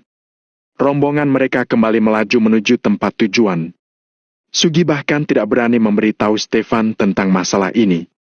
Dia tidak berani punya pikiran lain saat Hanaga sendiri yang turun tangan. Bagian utara kota makmur. Di dalam sebuah gudang yang bobrok dan sudah ditinggalkan. Valentino sedang diborgol dan dirantai ke balok. Setelah dia ditangkap oleh beberapa orang itu, mereka membawanya ke sini dan menodongnya dengan pistol. Valentino berjinjit, seluruh tubuh ditopang oleh jari-jari kaki. Di bagian sambungan borgol, kalau jari kaki Valentino tidak dapat menopang tubuhnya, borgol akan mengencangkan pergelangan tangan Valentino. Intinya, Valentino tidak akan terlepas dari hukuman yang sadis. Sekarang sudah hampir 2 jam berlalu. Selama 2 jam terakhir, Valentino tidak minum setetes air pun dan mempertahankan postur ini. Tidak peduli sehebat apapun kondisi fisiknya, dia tetap sangat sulit menopang tubuh dengan posisi seperti itu untuk waktu yang lama. Baan! Pintu ruangan didobrak, masuklah 5 hingga 6 pria kuat. Bagaimana? Nyaman? Tanya pemimpin rombongan yang masih seorang muda, kemudian dia duduk di kursi. Setelah 2 jam berlalu, menurutnya sekuat apapun fisik seseorang, orang itu juga pasti tidak akan tahan. Sekeras kepala apapun orang itu, di tempatnya ini, orang itu pasti akan buka mulut. Valentino cukup keras kepala, jadi biarkan saja dulu. Plak! Brengsek! Dia bertanya padamu. Kamu tuli, ya? Seorang pria kekar menampar wajah Valentino dan berteriak padanya. Valentino menerima tamparan itu, lalu melirik pria yang menamparnya dengan dingin. Tatapannya terfokus pada telapak tangan pria kekar itu. Apa lihat-lihat? Tamparanku kurang kuat? Pria itu tersenyum dingin. Kuperingatkan saja, kamu adalah orang pertama yang menampar wajahku. Jadi, aku akan membunuhmu. Ujar Valentino dengan sangat tegas dan dingin. Bab 1290, membuat alasan untuk mencelakai orang. Brengsek! Masih tidak mau mengaku? Tanpa berbasa-basi lagi, pria kekar itu kembali mengayunkan tangannya dan bersiap menampar Valentino lagi. Pukul saja kalau berani. Aku akan membunuhmu. Kalau tidak cukup sebagai ganti rugi, akan kubuat anggota keluargamu yang membayarnya. Valentino tidak menghindar ataupun bersembunyi. Dia hanya menatap pria kekar itu. Tatapan dingin yang tajam seperti ular kobra itu mengejutkan pria kekar itu. Pria kekar itu sontak berhenti. Untuk sesaat, pria kekar itu merasa lawannya ini bukan manusia, melainkan seekor binatang buas yang bersiap melepaskan diri dari rantainya. Tidak ada orang yang bisa menghadang aura sedingin es yang begitu menakutkan itu. "Brengsek, bangsat!" Pria kekar itu memaki, berharap bisa menguatkan dirinya sendiri. Namun, dia tetap tidak berani melangkah dan malah mundur 2 langkah. "Ingat, kamu akan mati!" Valentino melirik pria kekar itu, lalu langsung mengalihkan tatapannya. "Lano, jangan keras kepala!" Pemuda pemimpin itu tersenyum dingin dan berkata, "Sekarang kamu saja sudah sulit melindungi dirimu sendiri. Siapa lagi yang bisa kamu ancam? Tidak peduli apapun statusmu, sebanyak apapun uang yang kamu miliki, saat kamu berada di tempatku ini, kamu harus ikutin peraturanku. Kalau kamu tidak bekerja sama, aku akan menggantungmu selama 1 jam lagi." Valentino menarik napas dalam-dalam dan mengganti jari kaki yang menopang tubuhnya. Kedua tangannya ditarik tinggi-tinggi dengan borgol, kakinya hampir mati rasa dan seluruh tubuhnya terasa sakit. Namun, Valentino tidak akan memohon belas kasihan.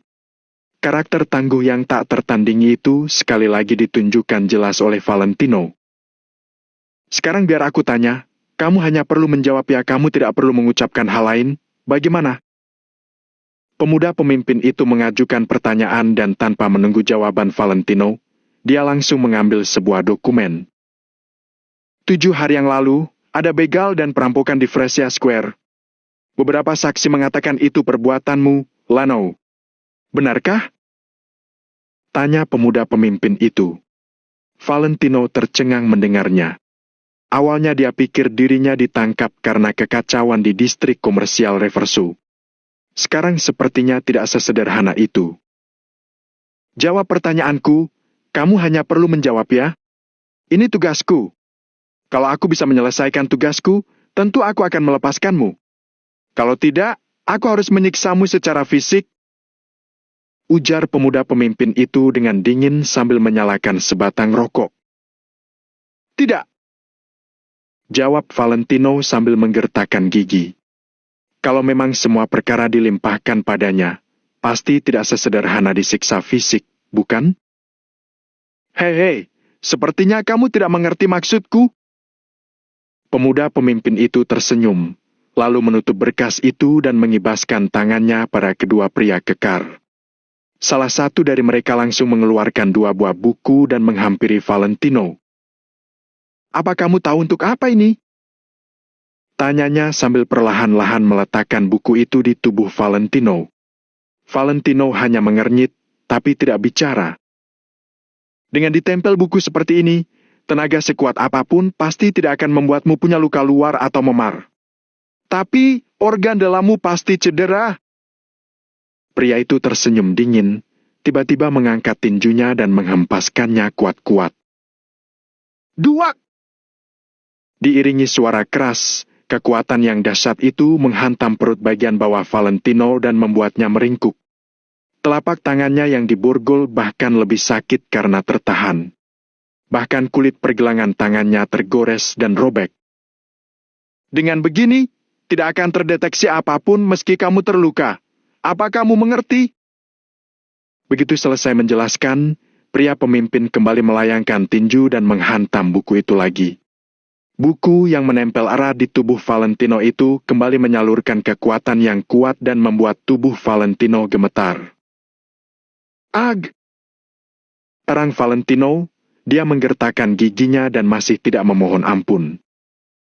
Sialan, biar aku saja! Pria kekar lain mengambil ancang-ancang.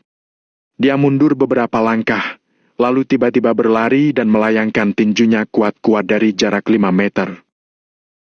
Duak! Seluruh gudang berguncang dan terus bergema. Organ dalam Valentino bergejolak, cairan asam naik dari lambungnya, hampir saja dia muntah di tempat. Ag! Tubuhnya yang tergantung di udara terus bergetar, cincin borgol yang menggosok pergelangan tangan Valentino membuat tangannya semakin merah dan bengkak. Ag! Ag! Valentino pun membuang napas kasar karena organ dalamnya terluka parah. Sebaik apapun kebugaran fisik seseorang, mereka pasti tidak akan mampu menahan siksaan berulang seperti ini. Ini hanya salah satu dari ratusan metode yang kupunya untuk membuatmu buka mulut. Percaya tidak? Pria pemimpin itu mengangkat alisnya dan berujar dengan percaya diri. Kamu pilih bicara sekarang atau nanti setelah aku menyiksamu? Valentino melirik pemuda itu, lalu tersenyum dingin. Hei, bagus. Pria pemimpin itu mengibaskan tangannya, memberi isyarat pada kedua pria kekar itu untuk mundur. Seorang pria kekar yang berdiri di sampingnya mengeluarkan sebuah alat perekam, memutarnya dan meletakkannya di samping. Kutanya sekali lagi, setahun yang lalu kamu pernah datang ke kota makmur, mengejar seorang gadis sampai akhirnya ditolak. Karena marah, kamu langsung menebas gadis itu dengan kedua anggota keluarganya dan menyebabkan satu dari mereka meninggal. Kamu yang ketakutan akhirnya kabur. Apa ini perbuatanmu? Pemuda ini jelas sedang melimpahkan semua kejahatan padanya dan memaksa Valentino mengaku. Namun saat ini, Valentino tidak punya pilihan. Almo dan yang lainnya tidak akan pernah mengira bahwa Valentino bukannya dibawa ke tempat Sugi, melainkan ke sini. Jadi, sekarang ini Valentino benar-benar menemui jalan buntu. Sedari tadi Valentino sudah memikirkan segala kemungkinan, tapi tetap tidak ada satu cara pun yang terlintas di benaknya. Dengan kekuatan 3 keluarga kecil, meski mereka bergabung sekalipun, mereka tidak akan mampu melawan Stefan. Namun, tidak peduli bagaimanapun itu, Valentino tidak akan mengakui hal ini. Kalau sampai mengaku, dia akan dijatuhi hukuman di tempat. Kalau sampai dijatuhi hukuman, jangankan Almo dan yang lainnya, bahkan meski Lamerto datang, dia juga tidak akan bisa menyelamatkan Valentino. Tahun ini adalah pertama kalinya aku datang ke kota makmur. Aku tidak tahu semua itu. Valentino mengertakkan gigi sambil mengucapkan kata demi kata. Sika, Sika. Pemuda pemimpin itu berdecak dan bertanya. Kamu ini tidak kooperatif ya? Apa benar-benar ingin kuberikan metode khusus baru kamu senang? Sambil bicara, pria pemimpin mengambil tongkat baja yang ada di samping dan mendekati Valentino. Plak! Pria kekar itu kembali menempelkan buku itu pada tubuh Valentino. Bu! Plak! Bu! Plak! Segera setelah buku itu diletakkan pada tubuh Valentino, pria pemimpin itu langsung menghajar Valentino dengan tongkat baja secara terus-menerus. Satu persatu suara pukulan terdengar nyaring, tongkat itu terus menghantam buku tanpa jeda. Anehnya, meski sudah dialaskan buku, tapi besar kekuatan itu bukannya berkurang, malah bertambah. Meski tidak akan menyebabkan luka luar, kekuatan itu merasuk ke dalam organ dalam Valentino. Arg! Valentino meringis, mengertakkan gigi dan bertahan. Saat ini, dia sama sekali tidak bisa menghindar. Pemuda itu terus memukulinya sampai belasan kali sebelum akhirnya meletakkan tongkat baja itu dan bertanya. Bagaimana? Sudah kamu pikirkan baik-baik? Bab 1291, semua tidak ada yang boleh bergerak. Kamu juga akan mati. Ujar Valentino dengan dingin. Bajingan! Plak! Pemuda pemimpin itu benar-benar kesal, dia pun kembali menampar wajah Valentino dan mengayunkan tongkat bajanya seperti orang gila. Bu! Plak! Brengsek! Tidak tahu diuntung, ya! Du! Aku mati! Atas dasar apa kamu membunuhku? Memangnya kamu pantas? Bu! Plak! Hanya karena kamu punya sedikit kemampuan dan punya sedikit uang, kamu pikir kamu bisa melakukan sesuka hati di kota makmur? Kali ini, pemuda itu kembali mengayunkan tongkat bajanya. Valentino hanya merasa bahwa sekujur tubuhnya sakit. Dia mulai merasa pusing. Namun, pemuda itu tidak berhenti. Dia baru berhenti perlahan setelah mengayunkan lebih dari 30 pukulan. Hajar! Hajar terus! Hajar sampai dia babak belur! Pemuda pemimpin itu menyerahkan tongkat baja pada salah seorang pria kekar dan berteriak ke arah Valentino. "Ya, Kak!" Pria kekar itu mengambil tongkat baja yang diserahkan padanya, lalu kembali memukuli Valentino. Selain menggertakkan giginya, Valentino tidak punya pilihan lain. Valentino benar-benar tidak menyangka, bahkan seorang pembunuh terkenal di luar negeri seperti Crazy Bull saja mati di tangannya. Orang super kuat seperti Robbie saja tidak bisa melakukan apa-apa di hadapannya. Namun, dia malah jatuh ke tangan pecundang sampah seperti mereka. "Minggir, biar saja ada luka luar." Pemuda pemimpin tiba-tiba mengeluarkan jarum baja dan berjalan menghampiri Valentino. "Apa kamu tahu ada 10 jari yang terhubung ke jantung? Aku akan menancapkan 5 jarum baja ini salah satu jarimu. Aku mau lihat apa kamu masih bisa bersikeras atau tidak, brengsek." Pemuda pemimpin itu mendengus dingin, kemudian mengambil bangku sebagai pijakannya.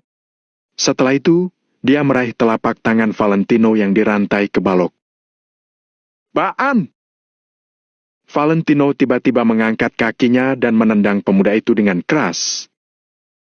"Baan!" Pemuda yang awalnya berdiri di atas bangku langsung jatuh karena tidak bisa menjaga keseimbangan setelah ditendang tiba-tiba oleh Valentino. Dia dan kursinya jatuh bersama. Bruk! Pemuda pemimpin itu jatuh dengan muka menghadap ke tanah. Karena dia jatuh cukup keras, 3 gigi depannya pun copot di tempat. "Sialan! Brengsek! Bunuh dia! Kalian berdua, bunuh dia!" Pemuda pemimpin itu menyentuh mulutnya dan melihat darah merah cerah di tangan. Sontak, api dalam hatinya langsung membara sampai ke ubun-ubun dan membuatnya hilang akal. Dengan kemarahan yang luar biasa, pemuda itu jadi gelap mata. Dia langsung mengeluarkan sebuah belati, sedangkan tangan kirinya langsung mengeluarkan pistol dan langsung dia todongkan ke arah Valentino. "Beraninya kamu membuat 3 gigiku copot. Hari ini akan kubuat kamu kehilangan 6 gigimu. Buka mulutnya!" Pemuda pemimpin itu sangat marah. Dia terus mengibaskan belati di tangannya. Suaranya masih tidak terlalu jelas saat bicara. Dalam sekejap, 5-6 pria kekar bergegas menuju Valentino. Valentino tentu saja berjuang mati-matian. "Brengsek! Hajar dia! Hajar dia sampai mati!" teriak pemuda pemimpin itu dengan murka. 5-6 pria kuat itu tidak banyak basa-basi, mereka langsung mengepung Valentino dan menghujaninya dengan pukulan dan tendangan.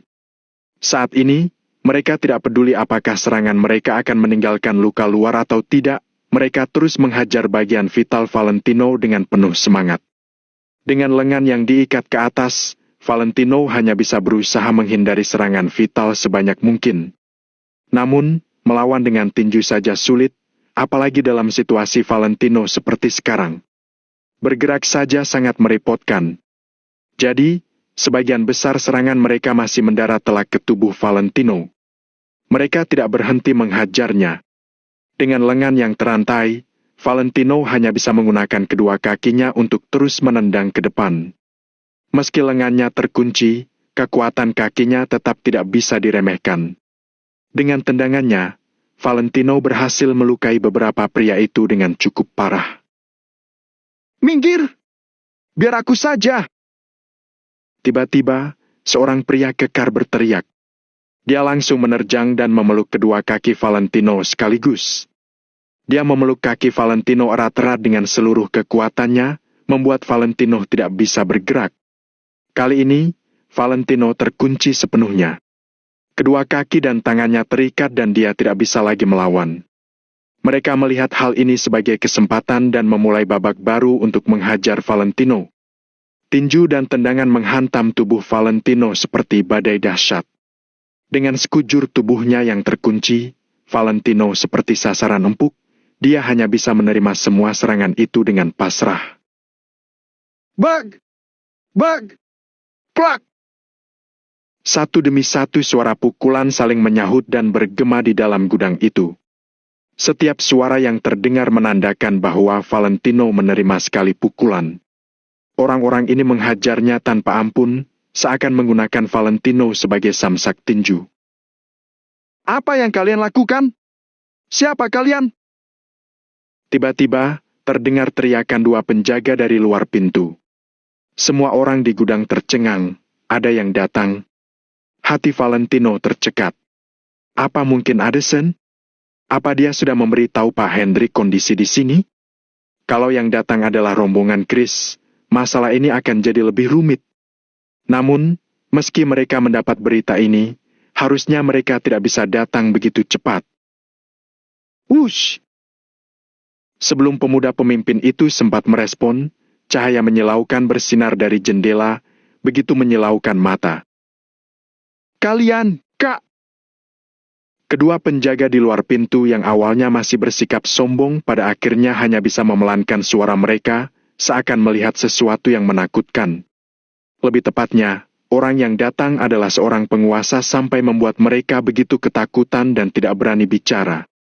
Gerakan para pria kekar di gudang pun perlahan berhenti. Mereka semua berjalan keluar dengan sedikit bingung. Brak! Krak! Shoot! Shoot! Tiba-tiba, pintu ruangan didobrak. Pintu yang memang sudah usang dan berumur itu langsung ambruk ke tanah. Di saat yang sama, beberapa jendela di dinding gudang langsung dihancurkan oleh seseorang, disusul dengan kedatangan banyak orang yang bergegas masuk ke dalam dengan panik. Bruk! Baru saat inilah pemuda pemimpin itu melihat, ternyata pintu itu didobrak oleh dua orang bawahannya. Tepatnya, kedua penjaga tadi ditendang oleh lawan dan membuat tubuh mereka terpental ke pintu sampai membuat pintu terbuka. Brengsek! Pemuda pemimpin itu tercengang. Namun, apa yang membuatnya lebih tercengang adalah pemandangan selanjutnya. Jangan bergerak! Semua tidak ada yang boleh bergerak! Seketika, dari luar pintu dan beberapa jendela masuklah tentara yang tak terhitung jumlahnya dengan seragam kamuflase. Mereka semua masing-masing memegang pistol, moncong senjata seperti dewa kematian itu membidik rombongan para pemuda. Pemuda pemimpin sontak jadi sangat panik. Ada apa ini? Mengapa bisa ada tentara yang datang ke sini? Valentino juga terkejut. Perkaranya jadi semakin rumit. Lamerto yang memimpin para tentara itu melangkah masuk, kemudian langsung memblokir pintu dan jendela. Sugi, yang awalnya ingin ikut dengannya, langsung dihadang oleh ratusan tentara sehingga dia sama sekali tidak bisa melihat situasi di dalam. Kakak, salah, ketua. Pemuda pemimpin itu termangu, dia hanya berdiri bodoh di sana dan begitu panik. Kapan mereka pernah melihat pemandangan seperti itu? Lamerto langsung bisa melihat Valentino yang berada dalam situasi menyedihkan sambil mengernyit.